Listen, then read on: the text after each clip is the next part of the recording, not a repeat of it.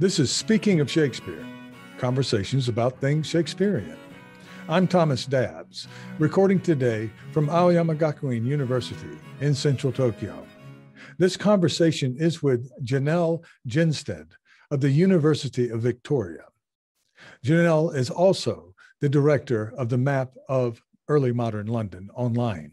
Before we begin, I should add that this series is funded with institutional support from Aoyama Gakuin University, and also by a generous grant from the Japan Society for the Promotion of Science. Janelle, I finally get to meet you. How are you? I'm well. Thank you, Thomas. How are you?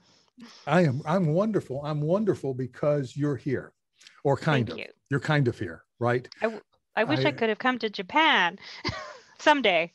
Well, no, that's in your future. I'm looking into my Japanese crystal ball over here, and I see Janelle in Japan. Excellent. And I'm talking glad. to some of my colleagues, I have two sets of similar nerdy people, the Shakespeare group that I'm with, and they will a lot of them will watch this because a lot of them are very interested in cutting edge digital technology, and you are right there. You are at the front line. And also I'm involved with another group of the Japan Digital Association for Digital Humanities and the Journal. They're your friends that you make in digital humanities outside of the early modern area that we're in, right? And they become very important because everything is transferable, of course. It's the base, the root, the digital grounds on which we work is the same, whether you're doing Shakespeare or Charles Dickens or a Buddhist text from some, old time, a long time ago. Right. So what I wanted to do is to get you on to talk about your recent work. I'm sorry, I have to look down here at my notes because there's there's a lot. You have quite a lot going on here. And LEMDO, explain to us what that acronym is and what that is doing to help preserve the past for the future. Thank you. Yeah. LEMDO stands for Linked Early Modern Drama Online. It's been a twinkle in my eye since 2014 when Brett Greatly Hirsch and I were sitting in the grad club at the University of Victoria trying to come up with an acronym for a new platform for early modern drama.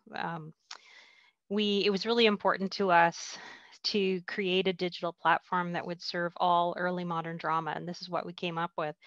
We've been through 3 grant cycles, the third one successfully, and we now have a tiny pot of money, $200,000. It seems like a lot, but it's split among a number of partners. We have 10 partner institutions and 17 co-applicants on the grant. And people should know that the institutions themselves like to take a cut of these grants. Well, that's not allowed in Canada. It's a bit of a challenge. No, it's a bit of a challenge for us Canadians to partner with international organizations because they often expect to be able to take some money off the top to use to keep the lights on at the institution. Yeah. But everybody we've collaborated with, some are in the UK, some are in France, Spain, Australia, New Zealand, the United States. Eventually we've worked it out, and in the UK they're following the same model that we are here in Canada. Good. We started creating the platform in 2018. I had a foreboding that the Internet Shakespeare Editions platform was going to fail, and I was already intending in my time with the ISE to re-tag all of the texts in the language of the Text Encoding Initiative, which is an XML language widely used by folks in the literary community. Using that tag set means that our texts are interoperable with other texts. And my fears came true. The Internet Shakespeare Editions platform did indeed fail in late 2018. If you go to the Internet Shakespeare Editions.uvic, internetshakespeare.uvic.ca website right now, what you look at is a static version of the website as it was last spun out by the server in late 2018. Those are all HTML pages. There's no back end. I didn't know that. There's no back end to that website anymore, and it can't be updated. I'm using that today. I use it every week in my Shakespeare class, the Hamlet. Good. Yeah, Because it's a wonderful Hamlet by David Bevington. We're online. Yeah, David Bevington. Yes, yep. the David Bevington, and with annotations, and we're online. So it saved me. All right. So, you know, how do you? I would walk in with my Arden edition, you know, in the day, and you know, there's your class. You can put things on the overhead projector and so forth, and make prints. We went online, and those annotations are gone, right, from your text, but there they were. So, but that works fine. But that's not that. I'm looking at a ghost. I'm looking at a ghost. You are looking at a ghost. Yes. Yeah. A Hamlet. I know, and I've had to remediate some of David Bevington's work, and I often think about him coming back, you know, to whet my almost blunted purpose. Keep going, Janelle. Save my Hamlet. Please do. Please do. Well, I'm very fortunate to work with some absolutely fantastic developers at the University of Victoria. And when the Internet Shakespeare Editions was given to the University of Victoria, not to me personally, to UVic, the Faculty of Humanities took on the responsibility of preserving the work that had been done. It's an important part of digital humanities legacy. And I knew I would never be able to replicate it as it was. It's just too big, something like 1.23 million pages. And so we decided to preserve it as it is. And that liberates us to build something new that builds on that legacy, preserves some of it in a new form, and allows us to grow in new directions. I think I will ask our audience to make their own analogy, because I might say something kind of dumb, but it would be, you know, the parts that you used for a car in the 1950s and 60s could not be used in a Tesla right now. Right. Okay. It's basically that.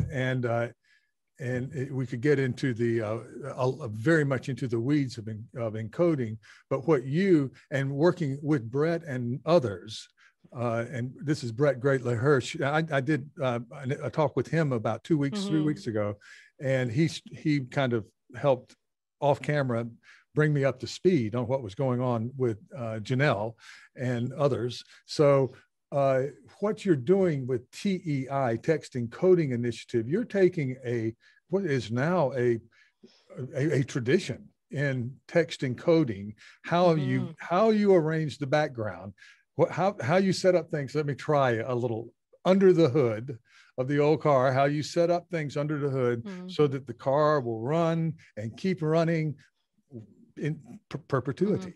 Right? In perpetuity. That's the idea, because this is adaptable to all the other things that you see coming in the future. But when you're dealing with ISE or Internet Shakespeare Editions, one of the happiest things that's ever happened to me as a digital user, a teacher of Shakespeare, is that it's very hard to make the transition from the technology they used, 15 years ago? They started it in 1995. Oh, good grief. They started in 95. There was the core of the project was actually released on floppy disks in 1990, the Shakespeare's Life and Times, and that grew into the website that was launched in 1996. And the technologies have changed a number of times. I came on board in 2011, and I left the project in 2018 to focus on LEMDO, and then the ISE joined LEMDO. So I have some responsibility for the ISE again. Yeah, you're back with the ISE again, the Internet Shakespeare Editions, which is good. But I'm just thinking PHP, ASP, are the things that I used to use when I was a hobbyist. Don't take me away from chapter 1, but I was a hobbyist in programming. For instance, Bevington's annotations of the Hamlet, is that somewhat preservable in the transition? Yeah. Well, let me tell you what survived. Okay. The server failed. The software package that delivered up the web pages to users failed. So we could no longer generate websites on the fly when people made a call on a server. Most people don't understand that when a web page is made, the server has to go get the header, and it has to go get the footer, and it has to go get the text, and it has to get the annotations, and then it has to get the style sheet that tells you tells the processor what color to make things. They have this idea that what you get when you call up a web page is a page that's pre-made for you. Here you go, here's your page. That's not the way it works. So the software that made the pages out of all of the backend files failed. The files themselves still exist. And so we have all of the work that David Bevington and other people did in XML files, in TXT files, and various other files. They're all encoded in a boutique markup language that was developed for the ISE itself. And it's kind of a mashup of different markup languages and some markdown languages. We wrote processing that allowed us to convert all of those .txt and .xml files to a rough approximation of LEMDO's TEI XML. And we called that conversion. It did take a few hours per file because we found that we had to go in and tweak the files to make the conversion run. It would sort of hiccup, and then we'd have to, it's like going in and putting the chain back on the bike so you can ride it again. Okay, that's, yes. Yep. And then we do hand remediation of those files because there are some things that the computer can't do for us. I've just written a paper about this for the Balasage Markup Conference about the challenges of taking somebody else's encoding and trying to convert it to a new encoding language while respecting their scholarship and the argument that they wanted to make about the text at the same time. So if anybody wants the original files that were marked up in what we call IML, ISE markup language, they're certainly welcome to have them. They may be of some value. And I hope that the editors who produce those files will be reassured knowing that their original work survives. There's just no software to process it into a web page. So we also have the static output, which I think of as like a photograph of the old ISE site. It bears witness to the fact that the ISE site existed, but the ISE site itself is no more. It's gone. Right. So LEMDO then is going to be, let's say, create a foundational, maybe you could use basement structure for not only Internet Shakespeare Editions, but for other sites that are in development now in various stages in early modern. And if you could tell us, so you have to go into partnership, right, and say, you please accept the basement that we have created here. Right. Actually, it is more of a basement for their foundation on which they build their house or cathedral or whatever you want to call it. Right. So, and you're expanding the underground, the infrastructure of several sites, right? Is that, yeah. Right. So it's like the house fell down. I love the house metaphor. The house fell down. There's no house anymore. So LEMDO is building a new house from scratch. And there were a number of projects that were left homeless, principally the Queen's Men's editions and Digital Renaissance editions. You've staticized those projects at the same time. So when you go to their old URLs, you are also looking at a picture of their old website.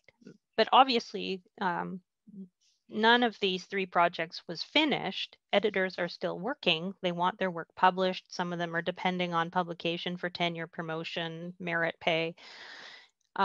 And so we can't just let it go. So we have to take in these projects and give them a home. And I'm really enjoying working with these plays as somebody who ends up teaching Shakespeare a lot. It's such a delight to read the famous victories of Henry V. And one does end up reading very carefully while remediating the code of the file and bringing it up to speed.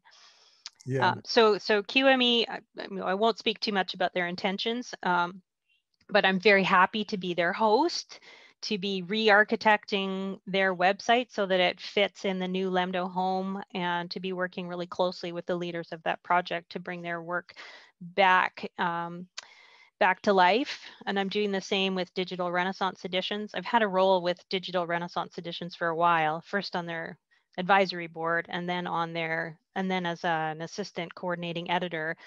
And Brett has very kindly taken me and Sarah Neville and James Murdoch into his organizational structure at the highest level. So we're a kind of a quadrumvirate now running the project, because my first love is actually non-Shakespearean drama. Shakespeare is what we end up teaching, but I got to Shakespeare via early modern drama.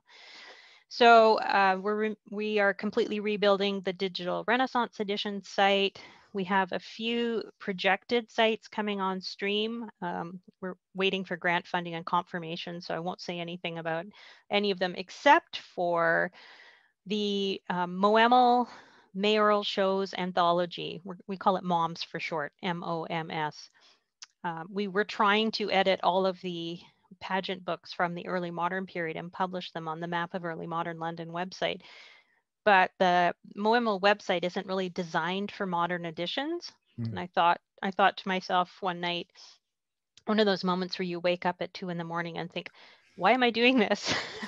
I have just built a platform for editing plays and play-like things.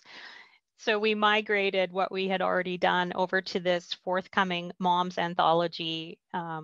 And you know, that means that it can be taken into the big tent of the digital Renaissance editions.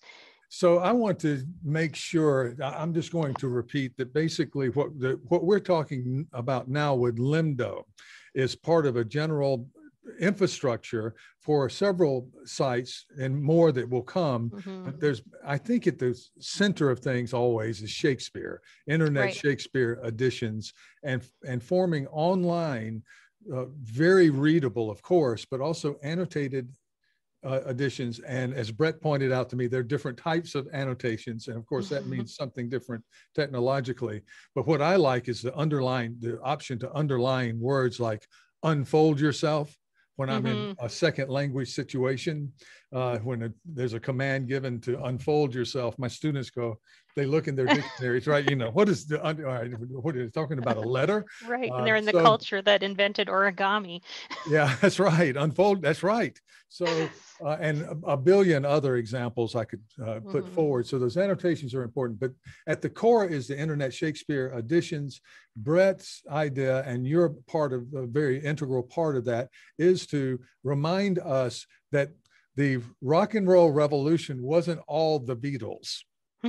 Okay, the Renaissance or early modern or whatever happened, whatever blew up in the second half of the 16th century and remained and still remains with us was Shakespeare, yes, and a lot of other things, right? And building beyond Shakespeare to these other texts that are sometimes hard to find in printed copies, because honestly, it's hard to sell them if you're a publisher and so forth. So open access online editions of these fabulous, fabulous works of literature. And in some cases, maybe not so fabulous, but just interesting in historical terms, right?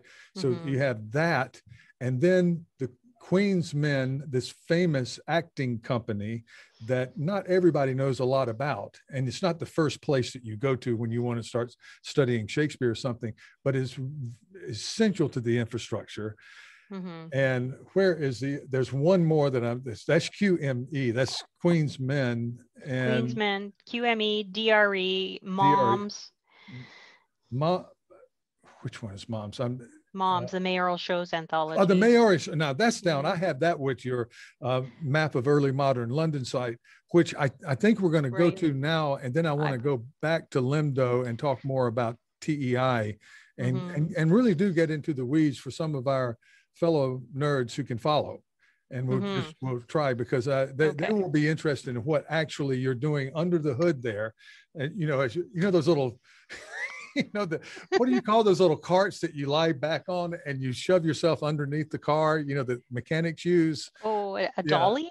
A dolly. That's right. Yeah, a dolly. You know, you're kind of one of the people who gets on the dolly and looks under there, or in the well. There's a kind of well where you jack up the car and you look underneath. Okay, so we'll go back to that, but I have to, and this is just something that I'm just in love with the site, the Map of Early Modern London, and you call it MoEML. MoEML. M-O, lowercase o, MoEML, Map of Early Modern London, which is just like, if there were something like, a lot of my students visit to London and go to Harrods or something and just absolutely love Harrods. And I love Harrods, but this is Harrods for people like us. And it includes some other things. But what I just so deeply, deeply, deeply love about that is the map. Do you say Agus or Agus? I say Agus. I say Agus. Okay. Whew, I didn't want to. Okay, good. I've been saying that at conferences, but it's okay. We don't know, do we? In a way, it doesn't matter because he didn't draw the map. The map, which is another thing I love. It's another ghost. It's another ghost out there, right? Right. He gets credited. I hope that happens to one of us, 400 years from now, but we get accredited with designing something we didn't design or something like that. But yeah, the Agus map of London, Janelle, this was a few years ago. This has been up for a while, and I have, for all of my career, wondered about bookshops at St. Paul's, and Peter Blaney back in the 90s went through and diagrammed them, and I have the book right behind me, and I've studied it and studied it and studied and become obsessed with it. Now the map is much more of a bird's eye view, right? But it makes me feel a relationship with this space of the mind that sometimes I did not feel completely connected with. And it's opened up things in terms of my reasoning. And I'm not just talking about me. I think many, many people that you and I have not met. It just opens up these doors and makes us see the geophysical relationship with the printed text that we're trained in. So with that exhortation, well, let me tell you something about the map. Please tell us about the map. I'm going on. Yeah. I'll start with an anecdote. I was reading a book by Mark Haddon recently, which is an adaptation of Pericles. And I was reading it because it was an adaptation of Pericles, but there's this fantastic chase scene in it where Shakespeare's ghost is leading the ghost of Samuel Rowley through the streets of London. And I thought, oh, I could map this on the Agus map.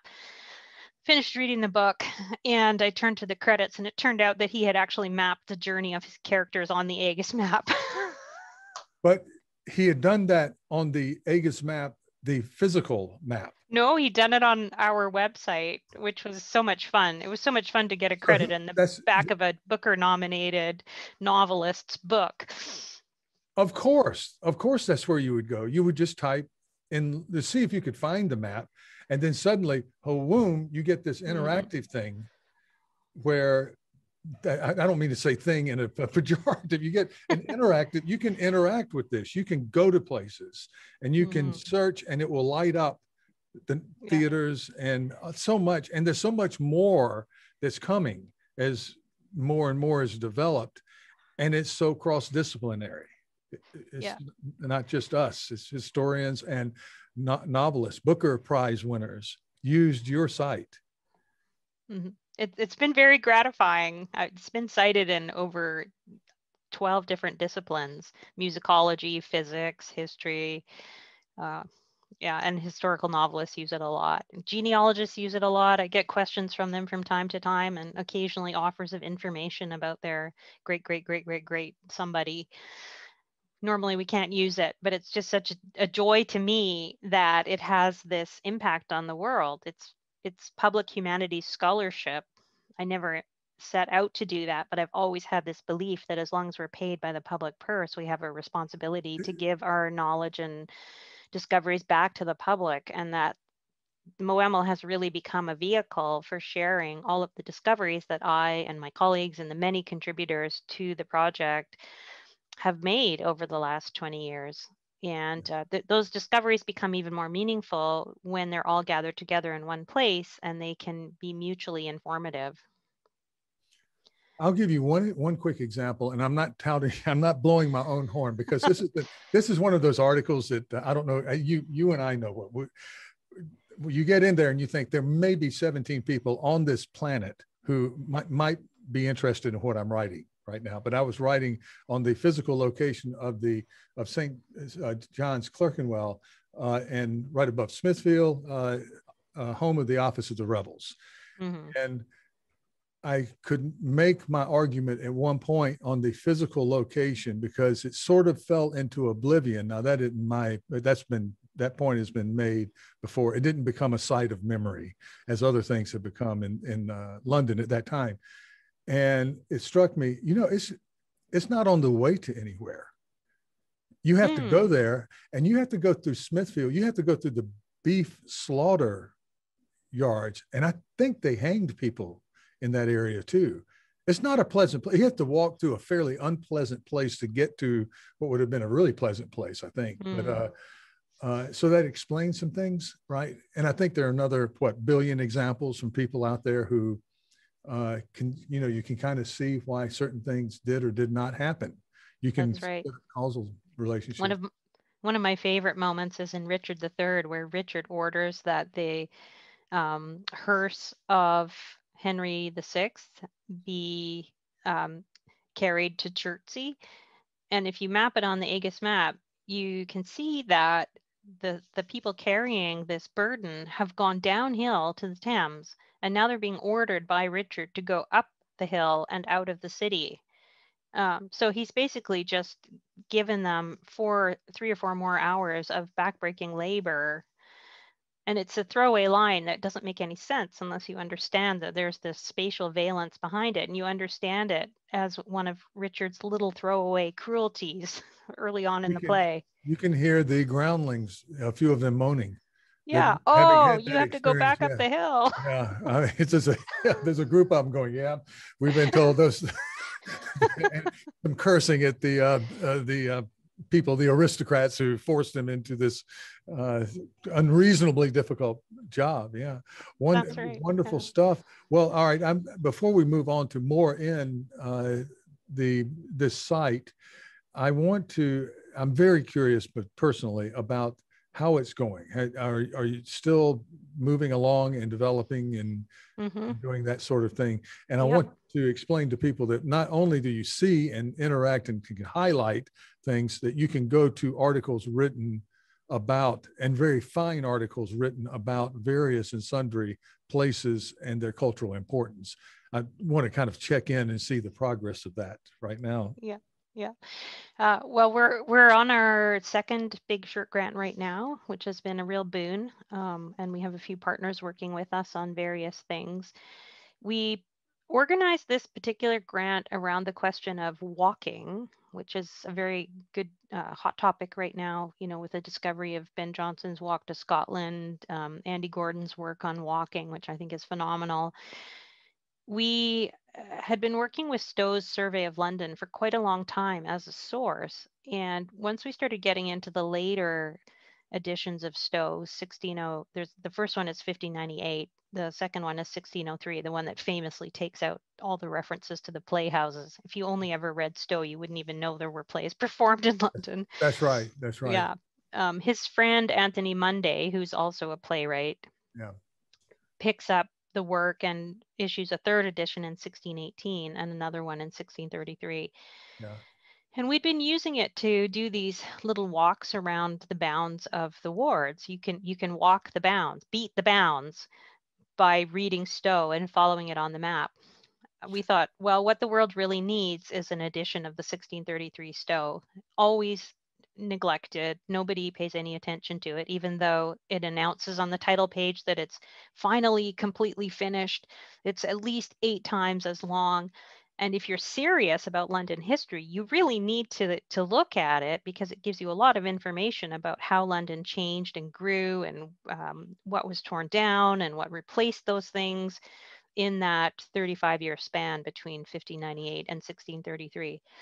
So we decided to do a complete. To break in and say that this is John Stow for people who may just come in. This is John Stow, and this is one of the rare chronicles of ambulatory London, where he walks through, but also he's very good at giving historical, of showing us what people knew about their city at that time as he apparently was walking through. So it is the narrative of, it's not it's nonfiction. It is but the narrative follows a walker through London, and it just tells us many things that without Stow, just like without the first folio, would be completely lost to history. That's right. And this, as you pointed out, has been developed over several editions to the final edition, which is the most comprehensive, and that's what you have online in searchable format, and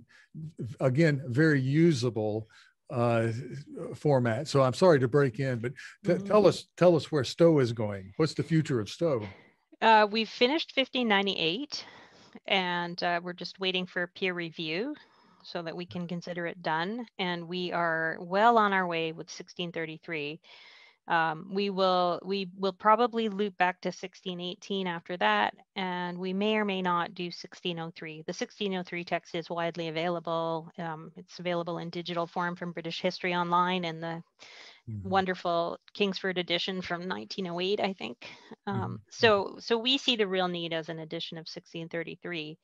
We have paired that with this anthology of all the mayoral shows, because they are, by their very nature, walking text. They are plays that are performed while the performers walk from one place to another, or they would stop, walk to a new place, and perform another pageant. And they have a loose narrative structure. Lots of place name references, and I've been interested in them for a very long time, ever since I saw a Lord Mayor show in 1997 and went back to the Goldsmiths Hall afterward for tea, because that's the library that I'd been working in for a long time. And these are famously parades, I guess, in modern, that were yearly, perennial. I think I'm saying that October 29th, St. Simon and St. Jude's Day. The mayor of London, the mayor of London would have this pageant parade that would be there, Macy's or, Thanksgiving, whatever. It's a big event, but it was a lot of work was put into it. I think there were a lot of there were probably guild type people who worked year round on producing materials for this type of show. Well, I don't think they worked year round. The evidence that I've found in the archive suggests that they usually knew in July who was likely to be elected the Lord Mayor in September. Because it's an oligarchy. It's not really a free election. You can sort of predict who's going to win. And so the case I've looked at it most closely, the Goldsmiths Company knew by July 1611 that Sir James Pemberton was going to become the next Lord Mayor. He was free of the Goldsmiths Company. To be Lord Mayor, you had to be free of one of the 12 great livery companies. The mercers, the haberdashers, the merchant tailors, the goldsmiths, the ironmongers, the salters, the clothworkers, the stationers. The grocers. Stationers is not one of the 12 great. Not one of the 12 great. No, I didn't not know one that, of the 12. Janelle. I have to write this. I'm your student now. The stationers was not in the top 12. Somewhere in the back of my mind, I think I knew that. It's so forward for us. Right, the stationers register, but that's right. It wasn't such a big deal when you compare it with the mercers or the other guilds. That's right. Anyway, they would get going. So they got going. They struck a committee. I really felt sorry for those guys. I was reading through the minutes, and I could see that they were meeting 3 times a week, then 4 times a week, then 5 times a week, and then every day in the weeks immediately before the pageant. So it was a lot of work. They hired a pageant poet. In the case of the 1611 show, it was Anthony Munday, who then goes on to work on the 1618 revision to John Stow's Survey of London and the 1633 edition of Stow's Survey of London. In 1633, he works with a fellow named Humphrey Dyson, who is a book collector and antiquarian in 17th century England. It's thanks to Humphrey Dyson that most of the mayoral shows have survived, because I assume that Anthony Munday would have given him copies, or he would have made a point of getting them from the pageant poets. They're all bound together in a single volume in the British Library. So, there's all these really interesting little connections. The pageant books often will quote from Stow. There's a dramatic connection as well, because we have chronicle comedies like The Life and Death of Sir Thomas Gresham, also known as If You Know Not Me, You Know Nobody, which dramatizes a scene from the Survey of London and takes the language of the survey almost word for word. So part of the work of MoEML now is to bring Stow's survey back into the light and to start seeing it as a text that influenced literature, that was co-written by people that we conventionally think of as literary people rather than chronicle history writers. Yeah. And I just had this sort of light go on. The people who in these guilds who were crafting material for the mayoral shows in October, right? What did they do after the show was over? Well, you're beginning your winter season at court, at the office of the rebels. And I think maybe there may have been carpenters, there may have been any number of tradespeople who may have gone from making a show into helping people form the winter season at court. You know, is feasible. Carpenters, in any number of professions. That's right. Certainly, it's members of the Painter Stainers Company who paint the scenery at court and also paint the pageants. And so wire drawers. I guess they use a lot of wire. And then the wire drawers are in the business of making gold and silver thread by drawing gold and silver through increasingly small holes until you get something that you can actually make lace with. Yes. So there's lots of interesting connections to be made there. Yeah. So as you know, it's hard to get a grant to continue working on a project. So while we're working on the edition of the mayoral pageant books, while we're working on the edition of Stow, we're continuing to work on other parts of the project, but they're all nourished by the editions that we're building. So for example, you mentioned the encyclopedia. We have a couple thousand locations in the MoEML database of locations. Yeah. Many of them have been added because they were mentioned in Stow. Yeah. And so we have added them on a need to add basis. Stow mentions them, or a contributor comes to us and says, do you want an essay on this place? And we say yes. So we haven't mapped everything in London, and I recognize that is a bit of a deficiency in MoEML, one that we intend to rectify over the next few years. Certainly Stow is helping us fill in the gaps. There is a bit of a blind spot in the project in that both Stow and the map, the formal name of the map is Civitas Londinum, which I tend to use more than the Aegis map these days, just so that Aegis doesn't get credit for something he didn't do. They do sanitize the city, so you can't see the small alleys and the tenements, and the survey doesn't talk about those places. So people's lived experience of London, particularly if they were poor, is not as well reflected in the site as I would like it to be in the future. If I live long enough and have enough time, I'll probably do an edition of John Taylor's works, and I think that will fill in some of the gaps in the project because he mentions this different kinds of places than Stow and the survey do. You'll live very, very long, Janelle. And the thing is, what you and Brett and others are doing is you're building this, just like it's a medieval design. You start a cathedral, right? When, of course, the Sagrada Familia in Barcelona, of course, Gaudi knew that he would never see the end, the final product of that cathedral, right? So you're sort of in the same business of cathedral building, because there's no way that you can get everything. This is going to be built all the way through. This could go, I'm thinking more than decades, right? But certainly decades. And if you guys are right in terms of the basic structure of coding language and how you integrate through LEMDO, how you integrate these sites, then you're going to have something that 50 years from now, some young person will just use and not bow at the altar, not come right. in at the Japanese, clap your hand twice to sort of thank the gods for you, the good things that have happened, and ask them for some more good luck, of course. But there might not be that, but this is the type of stuff that you're working on that goes into perpetuity. And a lot of the stuff in our field, and certainly in other fields in the sciences and so forth, the shelf life of a lot of research, particularly in a lot of the sciences, isn't that long. You know, you don't get so many Einsteins and so many articles by Einstein. And the shelf life here is pretty, and I almost want to use the word eternal, you know, if it can hold up to the changes in technology and so forth. That's right. Yes, it's the technology we've chosen to publish in is by its nature fragile, and yet the interest of the project is likely to be quite long. And the work is going to take a long time because it takes a long time to excavate this much history from that many texts.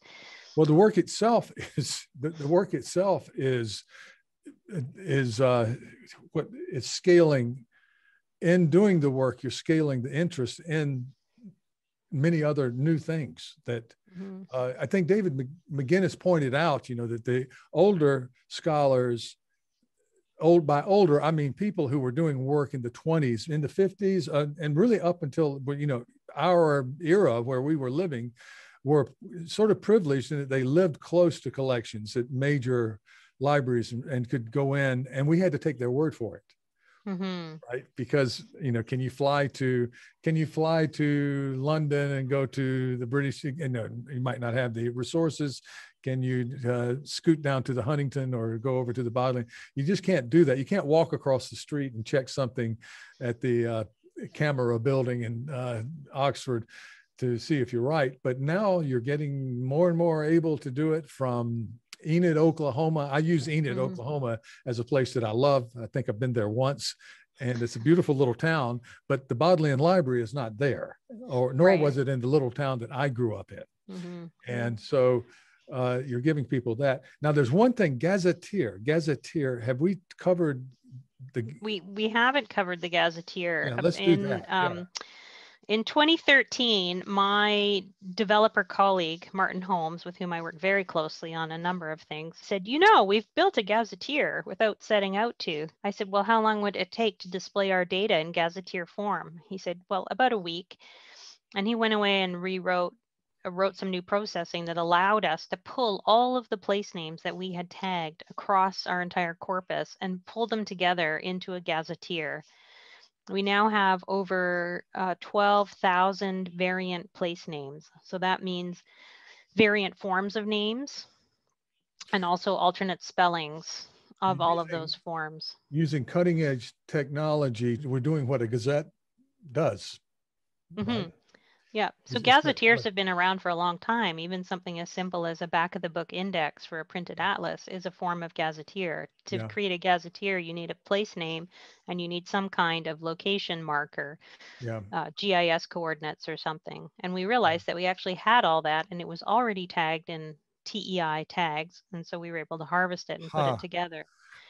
The ultimate application that I foresee for this is its potential for large corpus analysis. If you want to identify places in other texts, it's very useful to have all of those variant spellings. Variant spelling searches are a nut we have yet to crack, but we happen to have encoded all of these variants, so now they're available to be plugged into natural language processing applications that are using named entity recognition to look for place names. We're also interested in connecting our data set with other data sets, such as Read London Online and other projects that are collecting place names. And we may be able to integrate that data through linked data protocols in the future. And that Gazetteer keeps growing because we're still tagging things in the 1633 Stow. So everything we tag ends up feeding the Gazetteer. Right. Let's talk about this birth of this project and what happened. How does Jenelle go from being a humanities person, right? And you know, it's sort of an identity thing. You go, it's not going to be.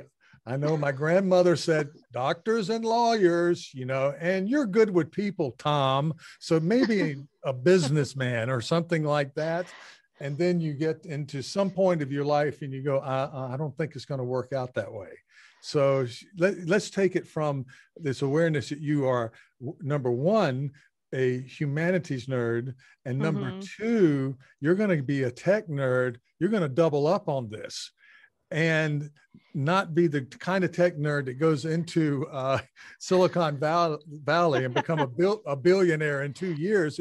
Right. You're just in love with the tech Yeah. along with the stuff. Let's go through that process Sure, and sure. then get to how we got to this map of early modern Yeah, the London. map of London. Yeah. Well, I will say first that I went to university to be a doctor, and I ended up not a philosophy of medicine. And I took chemistry all the way up to third year and calculus all the way up to second year and physics. Wow. Yeah. And it wasn't for me.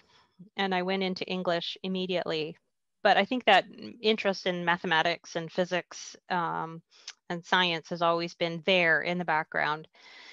So when I went to graduate school, it was all new historicism. Nobody was interested in bibliography and editing. Um, Nobody was interested in archival research. I had to get a professor out of retirement to teach me how to read Elizabethan secretary. And honestly, I think some people thought I was crazy for wanting to go to England and consult archives. While I was there, I was looking at livery company archives because I was curious about how these citizens, goldsmiths in particular, were contributing to this new kind of economy. But of course, I took a left turn. I just became fascinated with the livery companies themselves, the people in them, how they were organized, how they kept minutes, and then sort of pageantry swam into my view, and I wanted to do more research on other livery companies and their pageantry. Most livery companies have now deposited their records with the Guildhall. If they don't keep their own archive, it's at the Guildhall. The manuscript reading room at the Guildhall had on the wall one of three surviving copies of the Aegis map.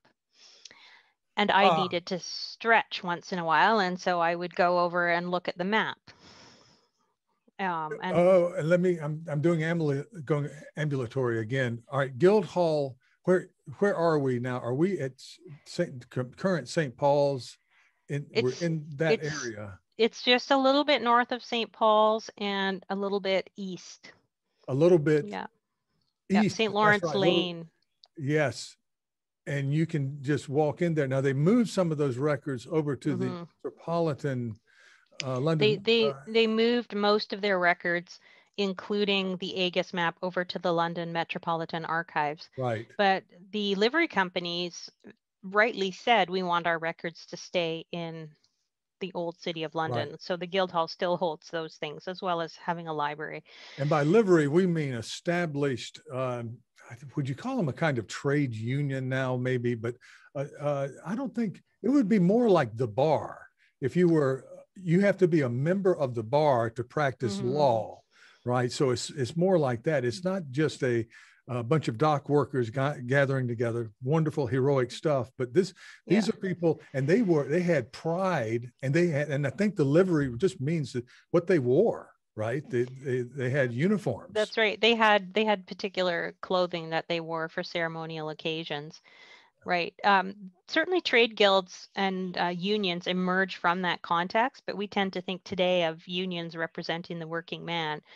The livery companies began that way as trade organizations, but by the time we're talking about, they generally were very rich oligarchical organizations, and they were increasingly divided from the trade that they purportedly represented Mm-hmm. and regulated. So you could become a member of the goldsmiths company if your father was a member of the goldsmiths company, but you yourself might practice quite a different trade. And that's still the case now. These companies are alive and well, but very few of them actually practice the trade that is Yeah. embodied in the company's name. Yeah, I'm thinking of Edmund Spencer. You read in his biography that he was educated at the Merchant Taylor's School. And Yeah. for me, I'm going, well, merchant and tailor, that doesn't sound like, but it's a big deal. By the time Spencer goes there, it's a big deal to be able to have access to the Merchant Taylor's School because the status had risen. That's right. That's what you're Right. talking So the about. merchant tailors are one of the 12 great companies, and they subsidize the school.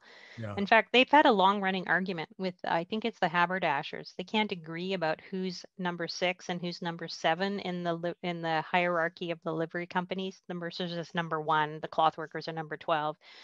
So they switch places every year and nobody can remember who's number 6 and who's number 7. And that gives us the phrase to be at 6s and 7s. Oh, I this is going going to school with Professor Jenstad. I am absolutely. There are two things that I'm excited. I have some homework now. Yeah. So I'm interested in joiners because of Midsummer Night's Dream, and I found out not long ago that joiners didn't have their own group. They didn't have their own guild until the 70s, 1570s. Mm-hmm. They were sort of joined on, I think, with the carpenters. Yeah, the Carpenters Guild splits up into the joiners and the carpenters. Yeah. So yeah, there's a number I'm right about that. I'm just to check because it's coming out. Yeah. So I don't want to be wrong. I know. I always think that those rude mechanicals are not really as unskilled as the play makes them out to be. No. You know, they're practitioners of trades. They're members of livery companies. I think that's how London citizens viewing Midsummer Night's Dream would see them. Oh, there's a joiner just like us. Hey, they're making fun of him. I know. That's right. It's just that. And I make that point. And I'm also trying to look for, I'm going off on a rabbit trail, but in that dramatic, we're not on a rabbit trail. This is it. These were prestige.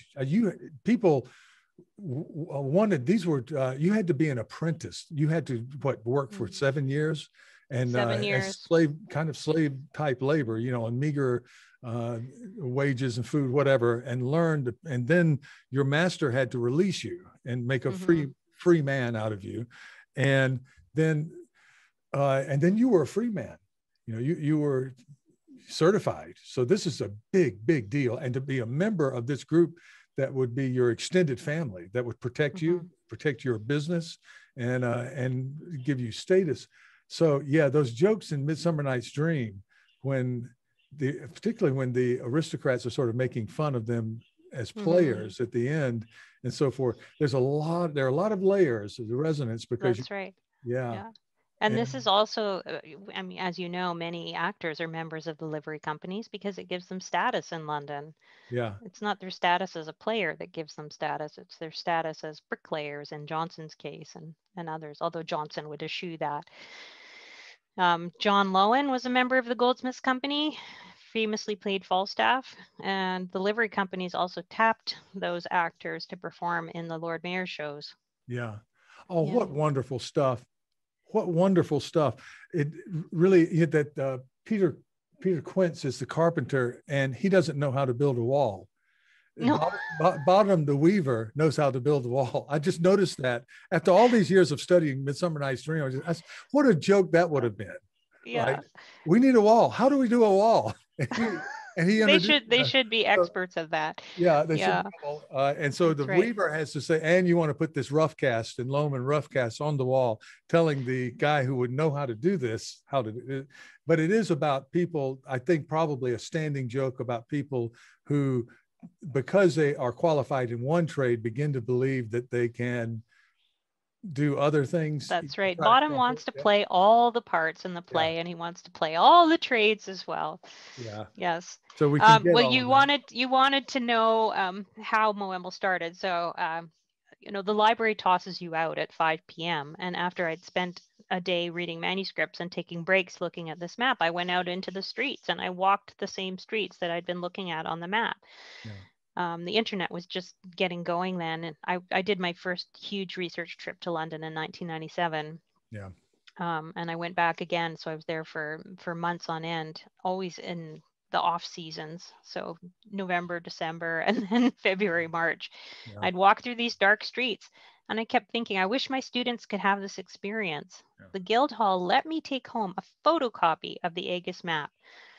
I got it home in pieces. I taped it together on my kitchen floor and I put clear plastic Mac tack on it. I would take it into my classroom and I would write on it in erasable markers. Then I started my career.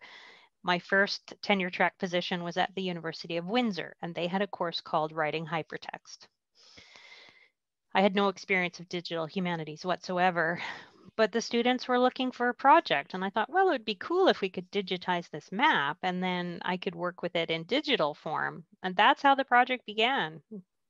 So Since then, we've year 1998 or 1999 is the birthday of MoEML. It did not go live until 2006, by which time I was at the University of Victoria, but I had used it as an intranet site at the University of Windsor for a number of years. And we used it as a pedagogical exercise. Students wrote contributions for it.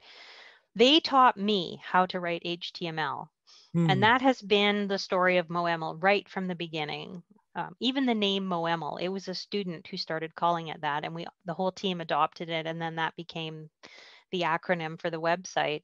My students have learned things they've taught me. I've taught the next batch of students. They've learned more. They've taught me. So at this point, I now know TEI, various languages, XML languages, some XSLT, and a number of other programming languages. I'm even on the Text Encoding Initiative Technical Council right now, which is a lot of fun because we get to shape the markup language that lies behind this.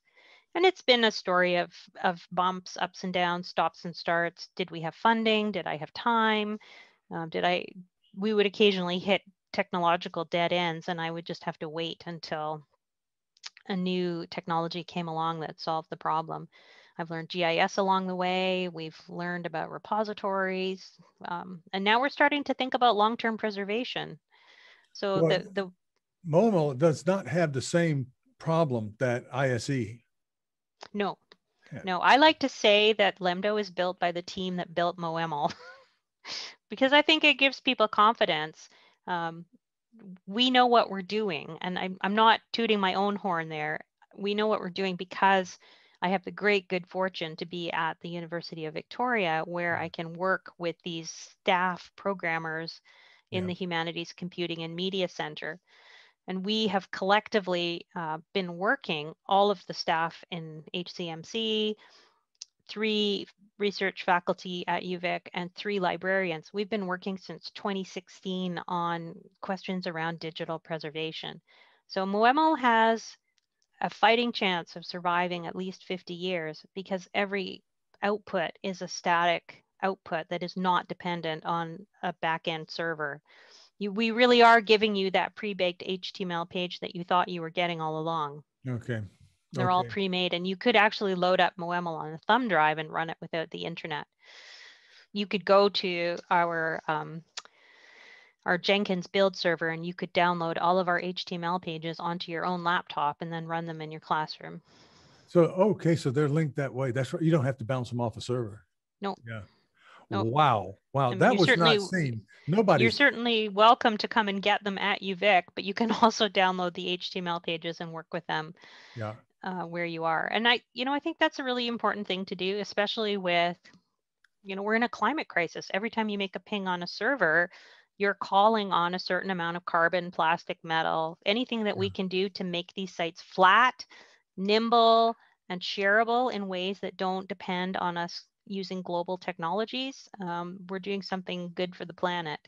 Right.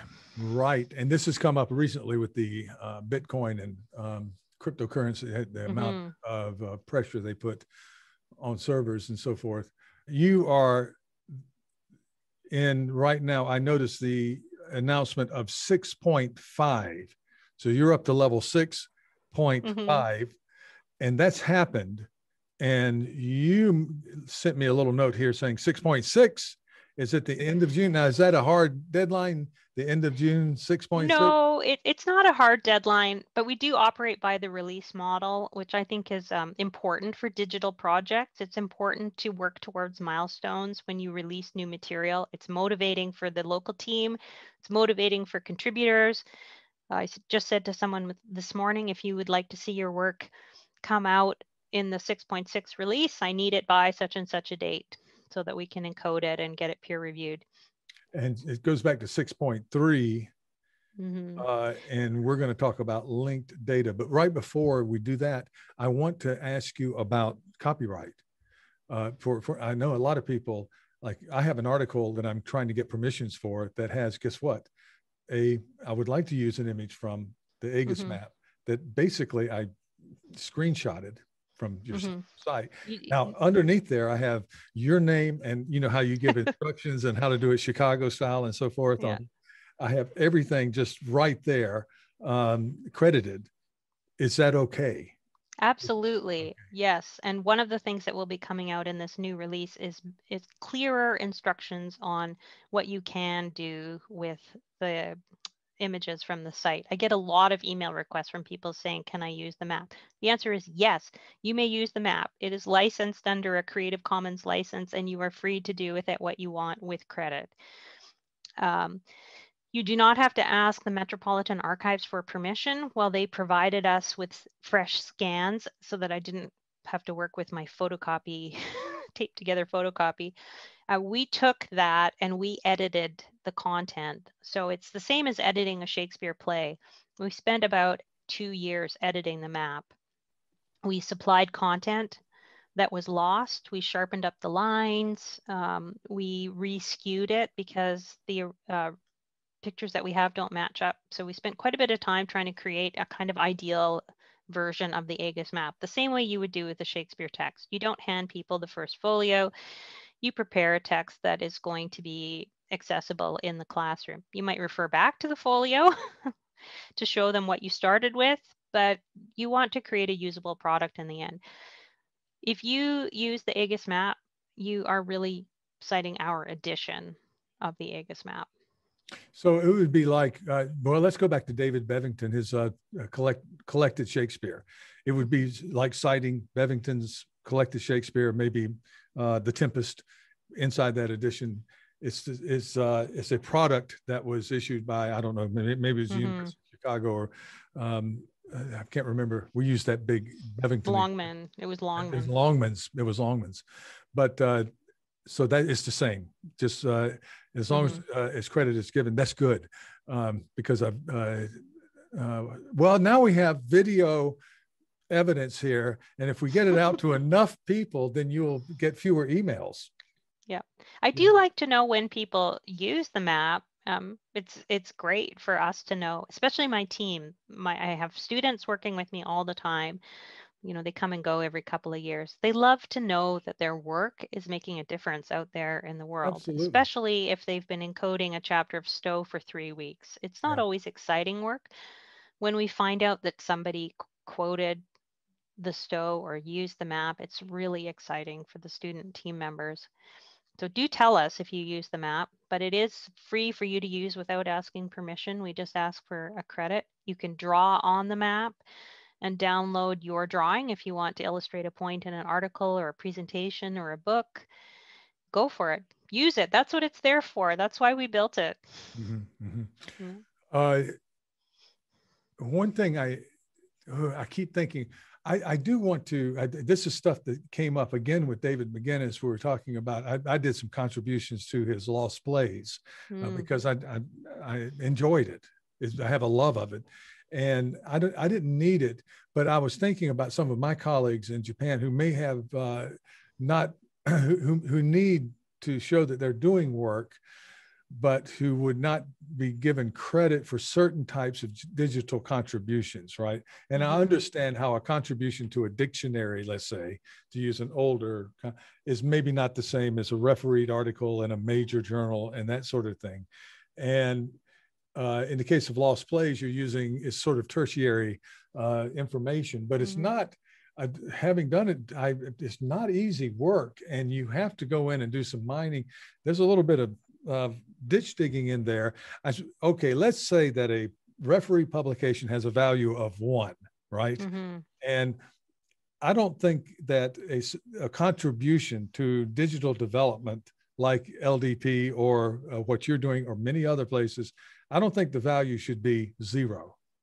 No, absolutely not. We can talk about where it is between 0 and 1. Maybe it's not 1, and maybe debate whether it's 0.2 or 0.6 or whatever, a faculty or funding agency or whatever, however we set country, national system. But I do want to kind of, that's a little bit of a drum I want to beat for younger scholars, right? Because this requires people hours.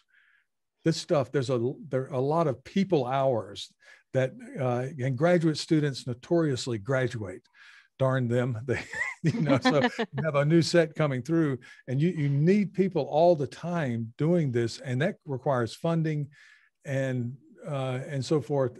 And to get people involved, I think they want to feel, yeah, we contributed to the humanities, we helped carry the torch forward, but they'd like something to put on paper if they want to get another job somewhere too. So yeah, well, we have a few things that we do. I really think that we have to reorient our standard in this discipline. So for a long time it was digital versus print, but really the standard is peer reviewed or not peer reviewed. If something is peer reviewed, it matters not the medium. In fact, most of us access our journals, including Shakespeare Quarterly, through a digital format. And if we're really honest with ourselves, we recognize that they're originally created in digital format and then printed out. So why are we valuing one particular medium over another? Print is an archival format. That's it. It sticks around, but it's not intrinsically better. And I think that is changing in the field slowly. This last year, we've certainly seen a tremendous boom in provision of electronic resources. Libraries have really gotten on board with that. And libraries around the world are also making their unique archival materials available digitally. So our scholarship is increasingly digital, and that is going to feed into a new valuing of digital tools. Yeah. And I think at this point, MoEML is really functioning like a publisher. Yes, we're doing our own work. I tend to write articles about it. It's really difficult to explain on my CV what exactly MoEML is. It needs, when I did put it up for credit, I wrote a 9-page explanation so that people would understand those back-end things that you don't see. But for other people who come to us with a contribution, I get it peer reviewed, or I peer review it myself in some cases. All right. So if we read something about the Globe Theater, which I think there is in fact an article on the Globe Theater, you go to that is a peer review publication on the. Not everything is peer reviewed. We've found a way of creating an interesting mix of materials that are provided by the local team during the course of our daily research as we're editing Stow. Pedagogical partnerships. So we have things written by undergrad students and graduate students, and we also have things from external contributors. And we tell you what level the person was when they wrote it. If you look on the left-hand side of any page, it will tell you if it's a scholarly contribution, an undergraduate student contribution, a graduate student contribution, if it came to us via pedagogical partnership, and if it's peer-reviewed or not. And it took a couple of years to work out that system, but I am a teacher by heart, and I created this for students. There was some talk about cordoning off student work in a special place, like the ISE's annex, but I thought, no, undergraduate students often do original research. They hand it in to their teacher, their professor, it gets marked, and then it disappears. And somebody else has to make that original discovery. I really believe that students are capable of doing original research. And they're also capable of doing good writing. And when you put it on the internet where other scholars can use it and their grandma can see it, suddenly the stakes are high. I'm a great believer in high stakes writing. I know we talk a lot about low stakes writing, but I think you want your end product to be high stakes to make a difference in the world. And that can be profoundly motivating for the students. I get good work. Yeah, and grandma is important. Yeah. And believe me, have we this is great. That clears up a lot actually for me right now in the moment about what kind of argument, not argument like fight argument, but what classical, as I tell people, I'm sort of in the autumn of my career, so I can talk, I have enough moxie maybe to talk with my colleagues about how to evaluate those of us, our students, and also our graduate students, but also younger faculty, and provide not just at our place, but also throughout our whole system, areas of potential publication, right, that young people could look into. So that's, and of course, certain stereotypes are true. I'm in a culture that's very, very detail oriented and extremely good at getting details right. Mm-hmm. Whereas maybe in the second language situation, not as comfortable with Lacanian readings of the hermeneutics of this or that, and something written by William Faulkner or whatnot. And and the labor is needed. It's out there. We have to just find the place to connect, and we could get much more done more quickly, I think. Mm-hmm. Now, have we talked about the linked data? You put a note in here about a linked data, and we may have talked about it a bit with LEMDO, but you were talking about at the end of our talk about the map, the linked data. Mm-hmm. I won't pretend to give an explanation of linked data. Yeah. This is the dream of the semantic web that Tim Berners-Lee articulated in 2006. You know, could we not use the internet to connect information together in more meaningful ways? Yeah. So I'm part of a big cross-Canada project spearheaded by Susan Brown at the University of Guelph to build a triple store for linked humanities data. The infrastructure is actually being built here at UVic, but there are people contributing data all across Canada. So what we're trying to do with that is surface the data sets that people create in the course of their humanities research. I'm sure many of us have lists of books that we've looked at, or lists of family members for somebody we've investigated over time, or bibliographies. We've collected names and dates and events, and we've organized them in spreadsheets. The idea is to get this information out there in a meaningful way so that that information can be used by other people and also connected with other people's data sets. So I'm using a lot of linked data inside my projects. So linked data seems kind of natural to me. You know, why wouldn't you connect something in this article to something in that article? And it becomes self-annotating in a way. If you have enough information in your system, you can start to pull it together. Humanists don't simply produce articles and books. We also go out and discover things that we then can present to the world as data sets that other people can work with. We're really behind the rest of the community, the academic community, on that. It's been standard practice in the sciences to deposit your research data into centralized repositories for at least 10 years. A lot of infrastructure has been built to collect that kind of data. For example, there's VertNet. Anybody who's doing research on vertebrates has to put their data into that database when they're finished it. Canada and other countries, when they give you a grant, are now requiring that you have a data management plan. You have to say what you're going to do with your data, and it's making us think about our research in different ways. What we output is not simply arguments, but we are gathering information. MoEML's data set is what it is because people who are detail-oriented and experts on particular things have contributed things to MoEML. I sit here in Canada on the far west coast in a very beautiful place, and I work on London, where my mother was born. Her house was demolished by a doodlebug in 1943, and she came to Canada by a circuitous route. But I'm not on site to do the kind of historical archival research that I love to do. I really depend on other people to say, hey, I am an expert on Arundel House. Would you like me to write the article on it? Yes, I would. And when you contribute your data to MoEML, it then functions as a check on other contributions to MoEML. The term I use is cross-refereeing. So if you write about this street and I write about this street, at some point we will be consulting the same sources. If the conclusions that I draw are different from the conclusions you draw, then we have a conversation, and suddenly we are actually networking our data. Yeah. And I'm thinking also that there are, I don't want to use the wrong term, but if you look at the map itself is kind of macrocosmically, is that right? But there are microcosms within, well,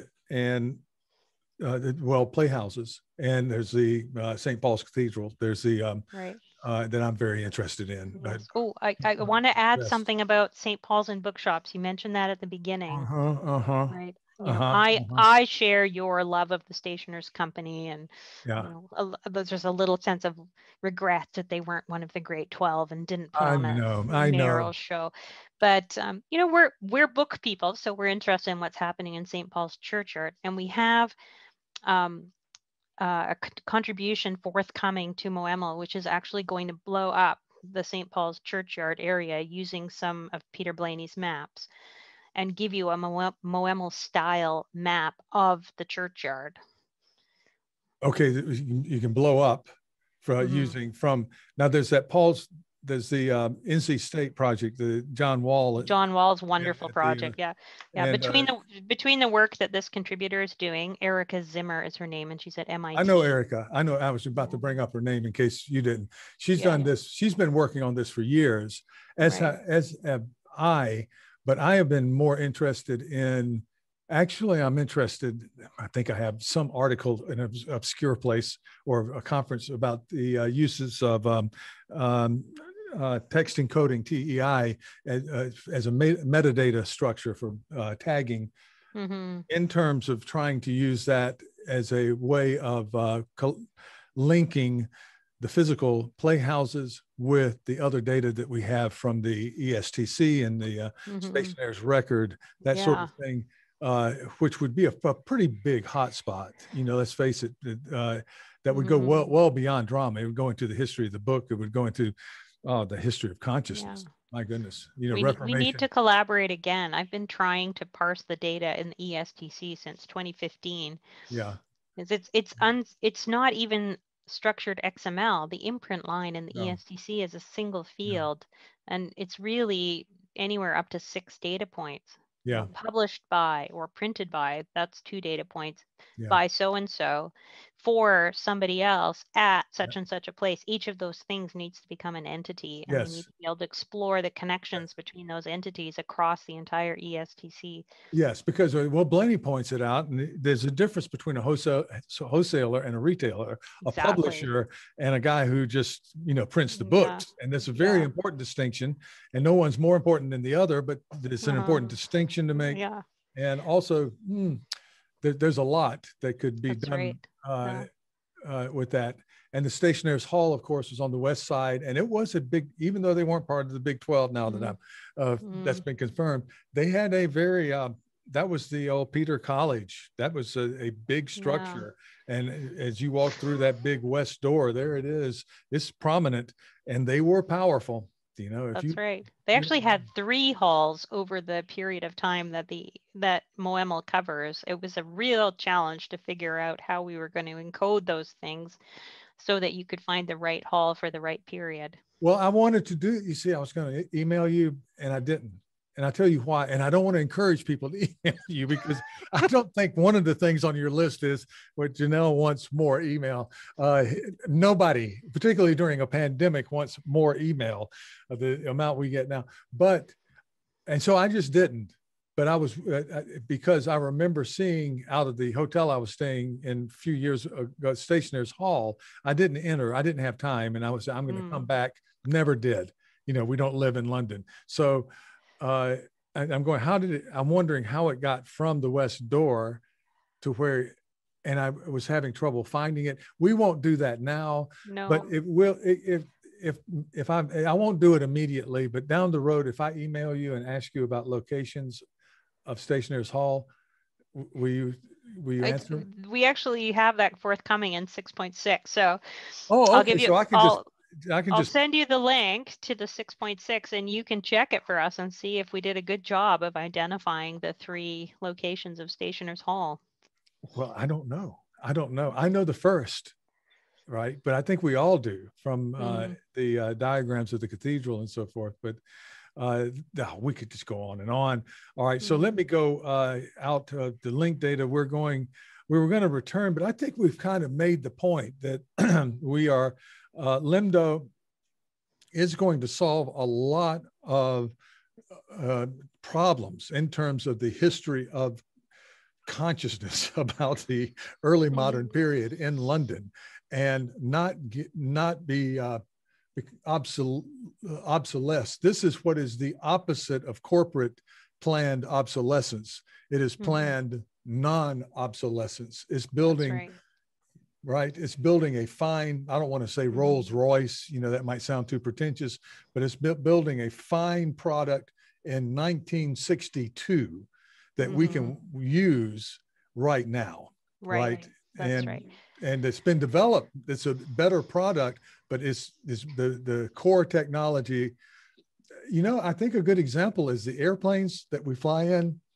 I think if we found out when they were built, when I'm in right over the Pacific Ocean, it would be a little unsettling. It's, you know, it might be time to order a cocktail. I hope LEMDO keeps flying for a long time. Yeah. You know, but ultimately the platform itself is a means to an end. And the end that we want is editions of early modern drama that can be used in classrooms and in rehearsal halls and by scholars around the world. And to that end, LEMDO is a way of building anthologies. We've worked out a way of individual anthologies being able to have their own release schedules. So QME doesn't have to wait for DRE to finish its stuff to be released. LEMDO is a way of making a website that is static and preservable and doesn't have any server-side dependencies that the project can then have hosted either here at UVic or at another place if they want. Yeah. Okay, so we're kind of like the factory. We're not the car. You're the factory. That's better. That's better. That works better. You're not the car. You're not the single product. You are the factory. Now, that's right. This endings compliance, I want to kind of help educate not only me, but of course our viewers on that this is a fairly new word for those of us who are not in the middle of things. So endings compliance and the endings project. I don't think we've spoken directly about the end. I'm interested also in the graveyard of the churchyard was also a graveyard. I mean, people were buried there. That's right.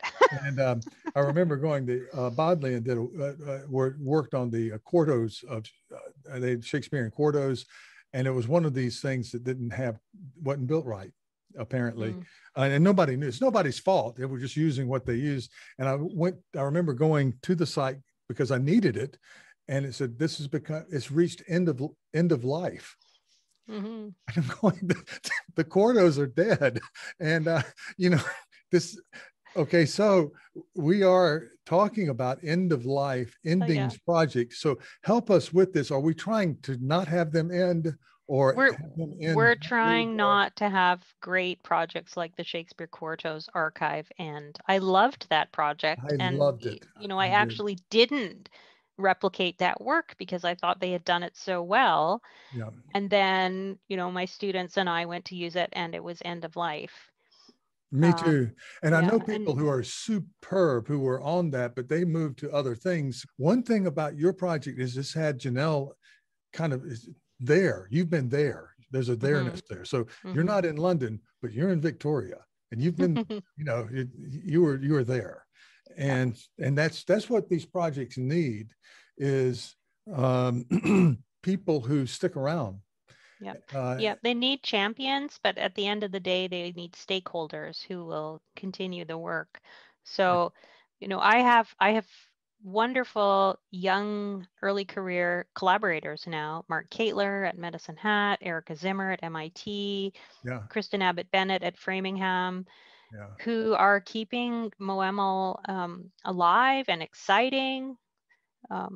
And in a way, they've become my mentors. There was a wonderful article in the Chronicler of Higher Education recently about reverse mentoring. Yeah. You know, they mentor me. They keep me fresh. They keep me up to date on criticism I might not have seen because I'm busy administrating.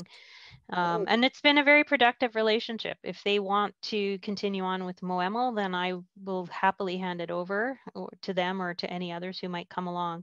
And LEMDO's the same. Right from the beginning, I'm building succession plans into it and fail safes everywhere so that I myself am not the single point of failure in LEMDO. It has to keep going because other people's work is invested in it and public money is invested in it. So it can't be dependent on me. And that's something that we've been looking at in the Endings project. we started with this question about how many digital projects that had been funded by our national granting agency were still alive. And we were dismayed to discover that less than 20% of them still had an active web presence. Yeah. So then we polled those people who were the project PIs and asked them a series of questions in order to determine what happened. There are so many things that can cause a project to fail. There can be hosting problems, technical problems, the end of life problem, people problems. Somebody leaves the project or loses interest in it or passes away. Yeah. Has to leave, runs out of funding and has to go to somewhere else to find. That's right. Work. Yeah. And so, there's so many points of failure in a digital project, and the Endings project is about minimizing those things. So we came to the conclusion after much work and interviewing that we really want to be able to output stable things that will survive even after any of those things fails. A static website is the way that you achieve the principle of lots of copies keeps stuff safe. How do you get those copies out there? Well, you make a really lightweight website that doesn't have any server side dependencies, and then you put it on lots of thumb drives and you send it around the world just like a book. We used to do that with CDs, Yeah, we used to do we made people buy them. Yeah. We've actually set it up so you can go and download it from, if you know the link, you can go download the whole site and install it somewhere. And we think that's the way to do it. 500 copies of a book keeps the book alive. 500 copies of the static website keeps stuff alive.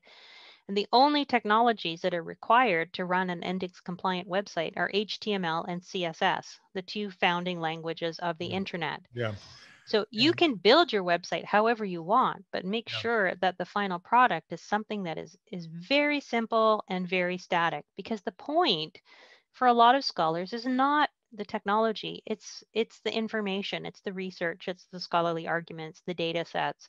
There is a subset of digital humanists who are interested in creating those technologies, but a lot of us use those technologies and are not particularly interested in digital innovation. We're interested in seeing our work survive and our arguments and our information get out there in the world. Yeah. You just said it. That is exactly. How can you agree with someone more than 100%? I don't think it's mathematically possible, but we're in the humanities, and so we get to do all kinds of things. The tension between dynamism and Endings compliance, and that, I was thinking about that when you we're talking. All I thought about was, pulling in an ad from another server, but I mean, in most of your commercial websites now, you're at however many servers are just jumping into the That's right. to the fold, and all of this stuff is happening. You're saying, no, let's kind of go back to the 90s a bit, where because we're still using that. We're still using those. That's right. Those 90s websites still work. That was one of our inspirations for the Endings project. They might look funny. Yeah. I sometimes think working on MoEML is like publishing a book with Routledge, and then every 5 years Routledge asks you to design a new cover for your book. Same content, but you got to update the look, or you look outdated. That's one reason why we're saving all the old releases of our site, because we think that the design is part of the site and is worth archiving. Yeah, well, I know Google is in trouble kind of all the time but one thing that I've always loved about Google, if I haven't loved other things about Google recently, is from the beginning they said, okay, here's your white page. And I remember when Yahoo said, no, we're going to go all kinds of ways, and Google says, no, we're sticking with that. Halloween we might put, but that's the right idea. Whoever did that knew what they were doing, and that was 20 years ago or more. It doesn't age. It doesn't age. You're there, and there's nothing wrong with the white page. We're not coming in. If we want to go see art, we'll go down to a museum. That's right. If we want to see things jump around, there's all kinds of stuff. We watch television. But that's another thing I love about the work that you guys are doing. Well, I think that we have come close to a kind of ending. not an endings, but a kind of ending. And Janelle, what I want to emphasize is that you are now a friend of the show. So you have stuff coming over, and you were a friend of the show before we even started. But and depending on my endings, right? And I plan to be around for a while, and I plan to keep this going for a while, because I think me and many others, I hope, will help to get this out there, because your name on a web page isn't the same as me talking to you, and also I think that we are probably feeling it from pandemic separation of, human contact, going to conferences and so forth. But I'm hoping that what will happen here is that the post-pandemic will give us more opportunities to meet like this, to save us the expense. And just in the same way, we can't just get on a plane and go to London anytime we need to find out something for a footnote, right? So that's what I'm hoping. And I'm hoping that you'll be willing to come back on when there are other new innovations, particularly when LEMDO seems to be, when all of this stuff gets, so I want to hear about it. Who in Shakespeare studies doesn't want to know the future of ISE? And certainly the futures of DRE. I want to be able to go and I want to be able to teach, I don't know, anybody, John Webster, Ford, some of the, all names that, and not just Shakespeare, but I also want to be able to teach Shakespeare with annotations. It helps. Okay. Well, I can't thank you enough. And if I could ask you, I accidentally punted one of my guests off of the Zoom, but I'm going to stay on Zoom. And I want to thank you, my colleagues in Japan, the Shakespeare Society of Japan, in early modern studies and in literary studies, historical studies.